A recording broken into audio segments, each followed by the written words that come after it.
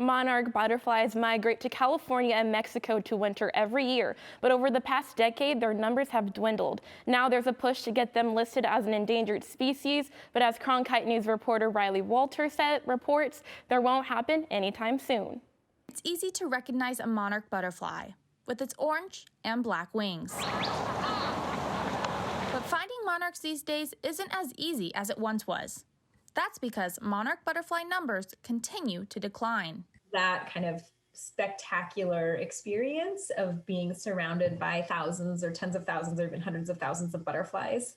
People used to be able to experience that in California, and as of this year, we don't have that anymore. Conservation groups petitioned to have the monarch listed as endangered in 2014.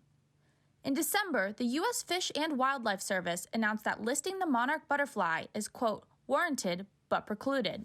So it is now a candidate species, and that means we have to review its status every year to make sure nothing has changed either for the better or for worse. That's something that we will do. And then within the list of species that we have to determine whether or not they're going to be listed. Western monarchs travel for months to spend the winters in California.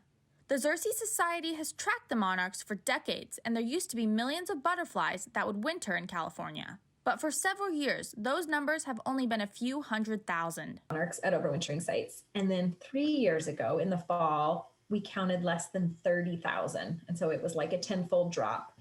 It shocked us. Habitat loss, especially milkweed, is a major reason why the monarch population continues to decline. A female monarch butterfly lays her eggs on the leaf of a milkweed plant. Over a 2 to 5 week period, a female can lay between 300 and 500 eggs. The Desert Botanical Garden here in Phoenix is trying to increase awareness about monarchs and the importance of milkweed. In the past, they challenged the public to find milkweed and monarchs in their everyday lives. They also encourage the public to plant milkweed, which the garden grows multiple species of. I think monarch conservation is such an important gateway to other types of conservation. So people love monarch butterflies. They have stories about monarch butterflies. It's a very recognizable and charismatic creature. The U.S. Fish and Wildlife Service plans to propose to list the monarch butterfly as endangered in 2024. Rylee Walter, Cronkite News. To help preserve western monarchs, the Xerces Society also recommends avoiding pesticides, planting native milkweed and wildflowers, and engaging community science projects.